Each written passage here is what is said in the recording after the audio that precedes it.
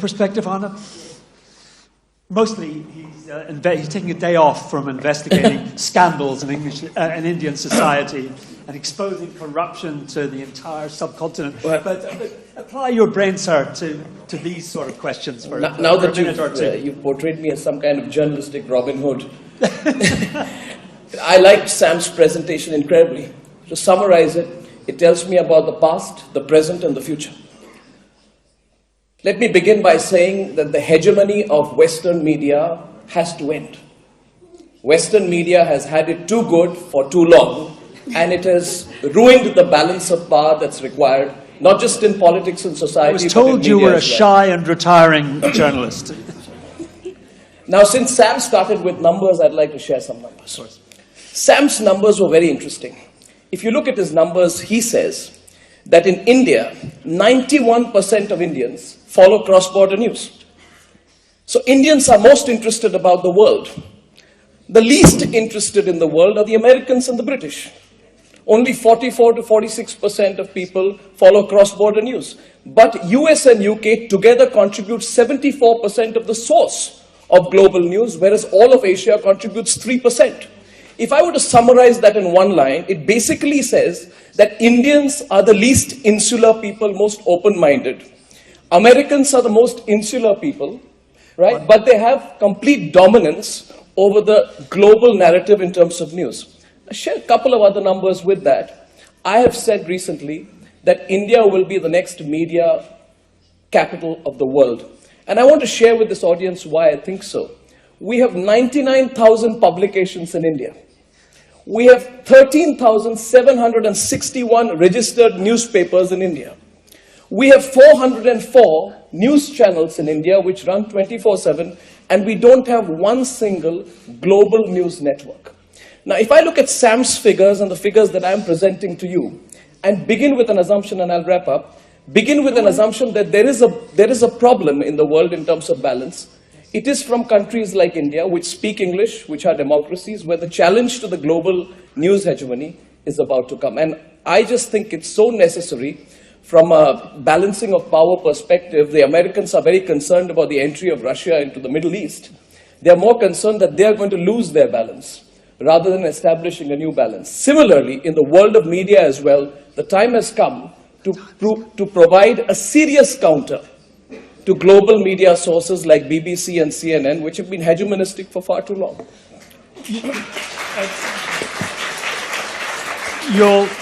In a few more moments, you will be every bit as popular in Moscow as you clearly are in Delhi. But you use big words like hegemony. Right, here's your manifesto. This moment, this day, what are you going to do about it? What are you going to do about it? You've given okay. Numbers that talk of balance and hegemony. Yeah. India is a huge, prosperous, rich country. What are you going to do about it? I don't know how prosperous and rich we are, but we are going to be prosperous and rich. Well, I'll share some statistics with you. Look at the potential of a country like India. Today, we have 100 million mobile phones in India. 3 years from now, we'll have 500 million mobile phones in India. With respect, that was not my question. Okay. You say the gap is in India's international reach, yes, and the insularity of the UK and the US. What are you, as an Indian media executive, going to do to redress the international balance, if at all? The first thing that I would do would be to remind the Americans of what they have done in the last 20 years in the world. As the Chinese Premier Zhou Enlai said about the Americans, one of the delightful things about Americans is they have absolutely no historical memory. They don't remember.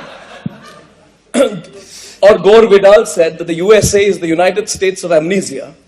The fact of the matter is that you must remember today, and I'll only ask one question to this audience. It is 12 years to the day that a theory of the weapons of mass destruction was fed, and, if I may say so, amplified by the Western media. Everyone bought into it. There were cheerleaders. Nobody seriously questioned it. At one point of time, there was an article in the Newsweek magazine which said, it doesn't matter if Iraq has weapons of mass destruction, but the fact is they shouldn't get any. So what I'm going to do, in a very succinct reply to your question, is to restore the balance by creating a global media environment that is not located out of Washington, New York, or London.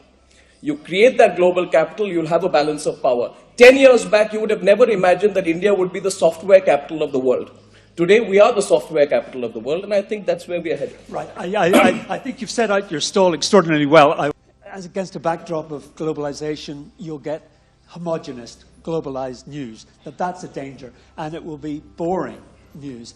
Is there a danger that your vision of the world might lead in that direction?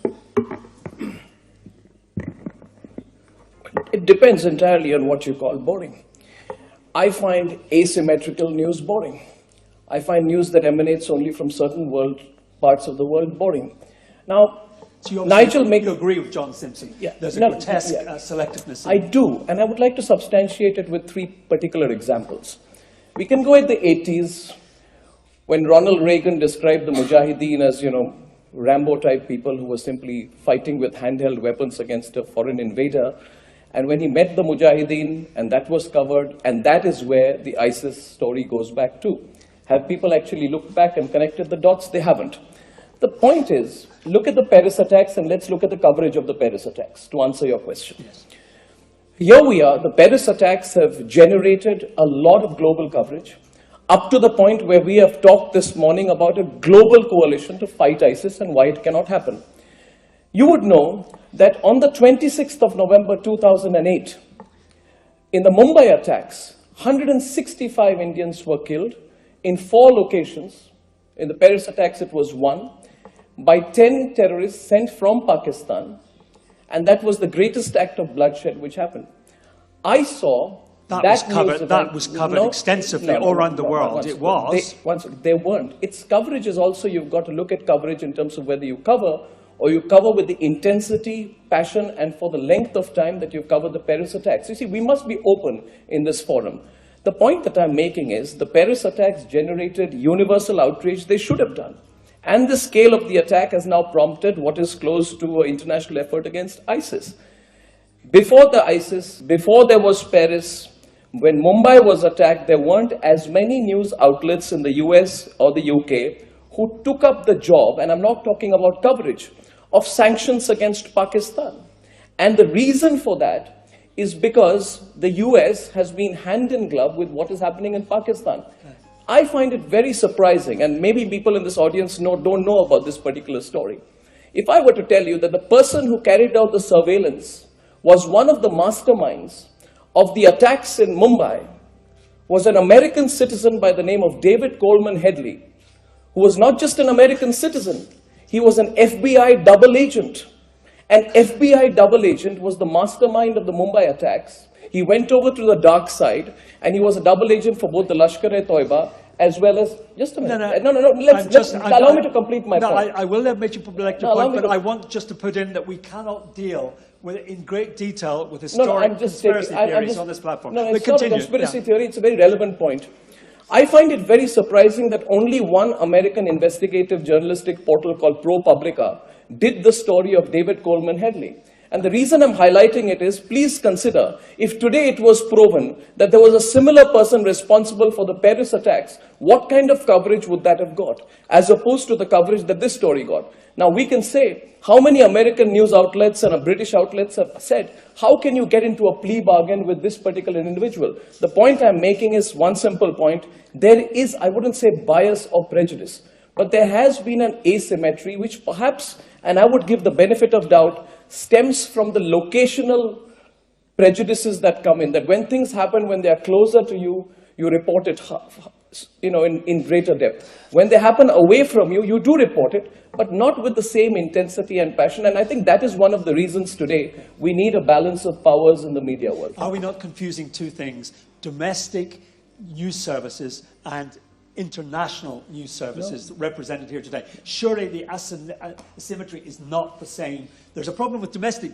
news services, I agree, but that is not what we're here to discuss today. To clarify, I am talking about global news sources. I'm not talking about CNN domestic or BBC domestic. Okay. I'm talking about their global coverage, and I find a gap between the way they covered Mumbai and the way they covered Paris. Okay.